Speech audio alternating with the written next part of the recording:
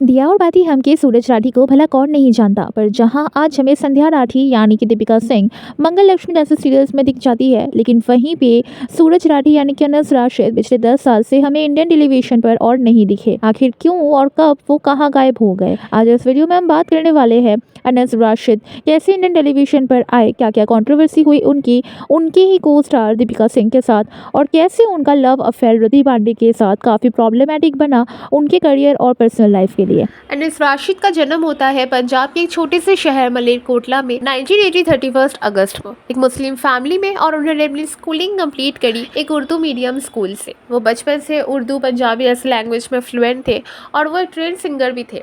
उन्हें वैसे एक्टिंग का कोई शौक तो नहीं था, लेकिन उनके फ्रेंड्स ने उन्हें कहा था कि उन्हें मिस्टर पंजाब कॉन्टेस्ट में पार्टिसिपेट करना चाहिए।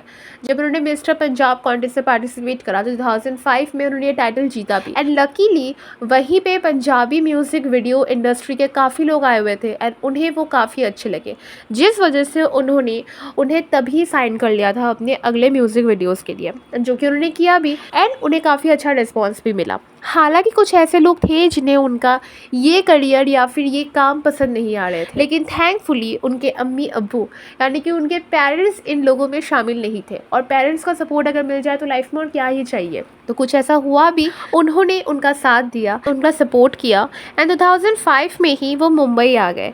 मुंबई आने के बाद उन्होंने एक्टिंग करने का सोचा। उन्होंने अपने दोस्त से 5,000 भी उधार लिए ताकि वो यहाँ पे सर्वाइव कर सके, लेकिन यहाँ पे इतना ज़्यादा खर्चा था कि वो मैगी एंड बिस्किट भी अफोर्ड नहीं कर पा रहे थे ठीक से। एंड वहाँ उनकी मुलाकात होती है पंकज ठक्कर से, जो खुद भी एक एक्टर है, और उनके थ्रू वो मिलते हैं बालाजी टेली फिल्म्स की प्रोड्यूसर एकता कपूर से। और जो एकता कपूर से मिल लेता है उसके लाइफ के तो 4 चांद ही लग जाते हैं। एकता कपूर से मिलने के बाद वो सिलेक्ट हुए एक सीरियल जो क्या होगा निम्मो का, एंड वो उनके लिए काफ़ी बड़ा दिन था क्योंकि वो इतने बड़े शो के लिए सिलेक्ट हो चुके थे, एकता कपूर के साथ काम करने का मौका मिल रहा था। लेकिन इस शो को थोड़ा टाइम था टीवी पे आने के लिए। उसके बाद उसी बीच उन्हें एक और शो भी ऑफर हुई जो था कहीं तो होगा, जो अगेन एकता कपूर के थ्रू ही था, एंड ये था स्टार प्लस पर। एंड वहाँ पे उन्होंने प्ले करा कार्तिक अहलुवालिया का रोल, एंड जो कि काफ़ी इंप्रेसिव था। और उन्हें ओवरनाइट रिकॉग्निशन मिल चुका था लोगों से, लेकिन उसके बाद उन्हें पता चला कि जो उनकी आवाज़ है उन्हें डब किया गया है क्योंकि उन्हें हिंदी अच्छी से नहीं आती थी। एंड उन्हें इस बात का बुरा लगा क्योंकि वो चाहते थे कि वो अपने आवाज़ से ही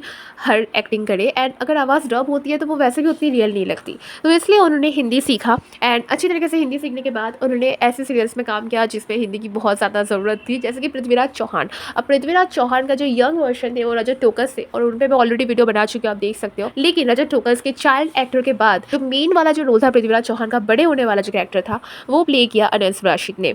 फिर 2011 में आता है वो शो जिस शो की वजह से आप, मैं और हम सब उन्हें जानते हैं, यानी कि दिया और बाती हम। सूरज राठी का कैरेक्टर उन्हें मिलता है, और इस सीरियल में ना सिर्फ उन्होंने रोल प्ले किया बल्कि एक ऐसा रोल प्ले किया जो ना जाने कितने हस्बैंड्स के लिए एक आइडियल कैरेक्टर का रोल भी साबित हुआ। इस सीरियल की स्टोरी ऐसी थी जिसमें संध्या को एक IPS ऑफिसर बनना होता है, लेकिन उसकी अरेंज मैरिज करवा दी जाती है सूरज राठी, जिसकी बस एक मिठाई की दुकान होती है और वो खुद भी मिठाई बनाता है, जो पढ़ा लिखा बिल्कुल नहीं होता है, और उसके फैमिली में कोई भी उतना ज़्यादा पढ़ा लिखा नहीं होता है, और उसकी फैमिली में ये माना भी जाता है कि जो भी बहुएं आती है वो पढ़ी लिखी नहीं होनी चाहिए, यानी कि काफ़ी ऑर्थोडॉक्स मेंटालिटी रखने वाली फैमिली होती है।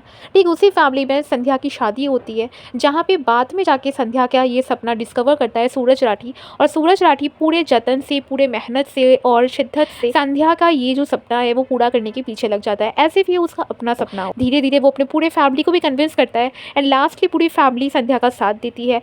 एंड जो संध्या के भाई है जो ज़बरदस्ती शादी करवा देते हैं सूरज का संध्या का, उन्हें भी ये चीज़ रियलाइज़ होती है, एंड बाद में संध्या एक्चुअल में एक IPS ऑफिसर बनती भी है। आमतौर पे आपने काफ़ी सीरियल देखे होंगे जहाँ पे स्टार्टिंग में दिखाते हैं कि हीरोइन को कुछ बनना होता है, लेकिन सीरियल एंड हो जाता है और हीरोइन बस अपने ससुराल के प्रॉब्लम से सॉल्व करने में लगी रहती है और कभी भी वो कुछ भी नहीं बन पाती। लेकिन इस सीरियल में एक्चुअल में संध्या IPS ऑफिसर बनती है। एक आइडियल हस्बैंड को कैसे होना चाहिए सूरज राठी से सारे लड़कों को सीखना चाहिए। अपनी वाइफ के सपनों के लिए समझना, अपने वाइफ के सपनों के लिए स्टैंड लेना क्या होता है, ये सूरज राठी से हमें सीखना चाहिए, क्योंकि कैरेक्टर्स बहुत सारे बहुत एक्टर्स प्ले करते हैं, लेकिन एक ऐसा कैरेक्टर जो कि हमेशा हमेशा के लिए आइडियल कैरेक्टर बन के रह जाए, ये कैरेक्टर शायद सिर्फ और सिर्फ अनस राशिद को ही प्ले करने का मौका मिला है, सूरज राठी का। और उन्होंने खुद भी काफ़ी इंटरव्यूज़ में कहा है कि इस कैरेक्टर को करने के लिए उन्हें काफ़ी ज़्यादा ही खुद की पर्सनालिटी में चेंजेस लाने पड़े।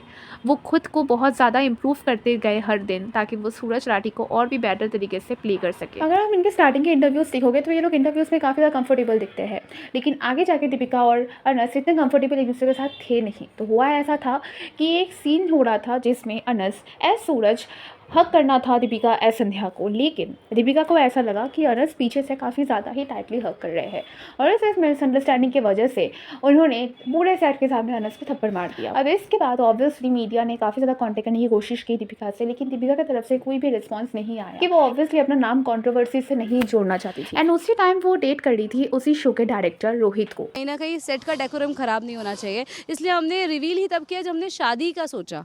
हमने सीधी शादी की अनाउंसमेंट की थी, हमने कभी ऐसा रिप्रेजेंट ही नहीं किया that we are into affair. मुझे लगता अब रोहित और दीपिका की शादी होने के बाद रोहित अचानक से शो के डायरेक्टर पोजीशन से रिजाइन कर देते हैं, वो इस शो को डायरेक्ट करना बंद कर देते हैं। इसके पीछे काफी रीजन हो सकते हैं। एक तो ऑब्वियस रीजन हो सकता है कि पूरे सेट वालों को ये लग रहा था कि रोहित जो है वो दीपिका को बहुत ज्यादा ही फेवर कर रहे हैं, इस वजह से सेट वाले चाह रहे थे कि रोहित छोड़ दे। लेकिन अगर हम रोहित की साइड सुने तो रोहित ने ये कहा था कि वो इस शो को इसलिए छोड़ रहे हैं क्योंकि उन्हें कोई और शो मिल गया था, लेकिन क्या शो मिला था वो उन्होंने क्लियरली बताया ही नहीं। लेकिन अगर हम दीपिका की बात सुने तो दीपिका ने कहा था कि वो ये शो इसलिए छोड़ रहा है क्योंकि दीपिका ने उन्हें ऐसा करने के लिए कहा था क्योंकि वो कंफर्टेबल फील नहीं कर रही थी कि उनके हस्बैंड भी उन्हीं के साथ हो, और उनको ऐसा लग रहा था कि बाकी मेंबर्स को ये लगेगा कि शायद उनके हस्बैंड जब डायरेक्टर के पोजीशन पे है तो उन्हें कुछ ज़्यादा ही फेवर मिल रहा है, जिस वजह से उन्होंने ही कहा कि भाई तुम ना ये शो से रिज़ाइन कर दो। लेकिन साथ ही साथ एक और एक्सप्लेनेशन भी होता है कि रोहित और अनस के बीच काफ़ी ज़्यादा झगड़ा भी हुआ करता था किसी ना किसी इशू पे। उसके बाद शादी के बाद और ज़्यादा झगड़ा बढ़ गया था, एंड इस वजह से पूरे ही प्रोडक्शन हाउस ने मिलकर ये सोचा होगा कि रोहित को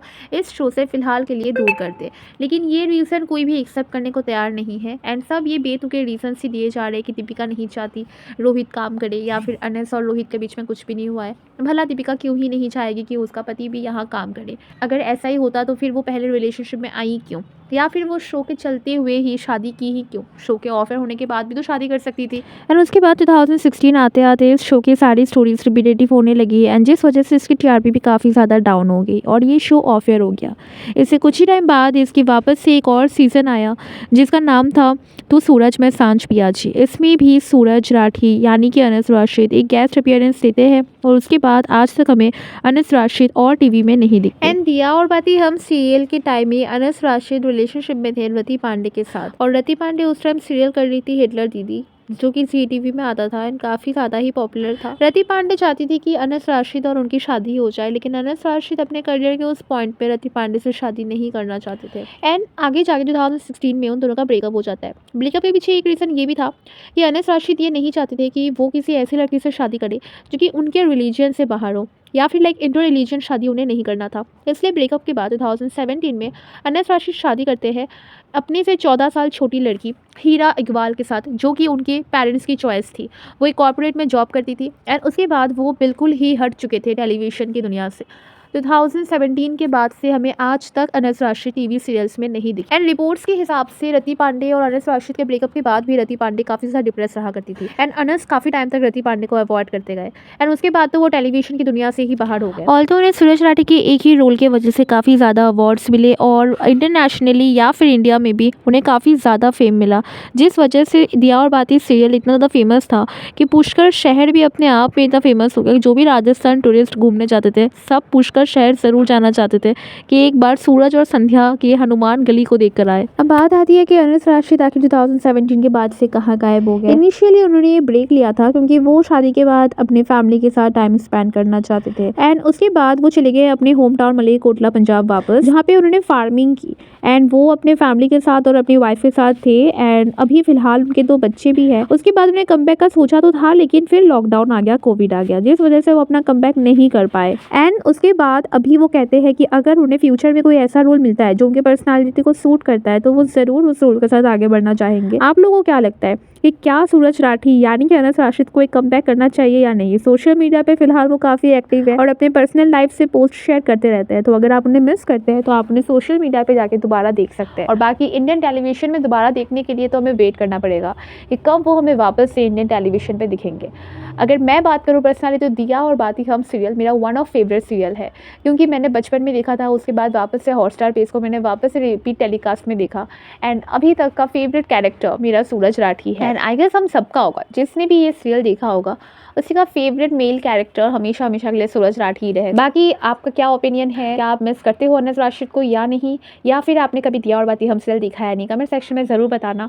और ऐसे ही और वीडियोस मेरे चैनल पे अपलोडेड है, उन्हें भी देख लेना।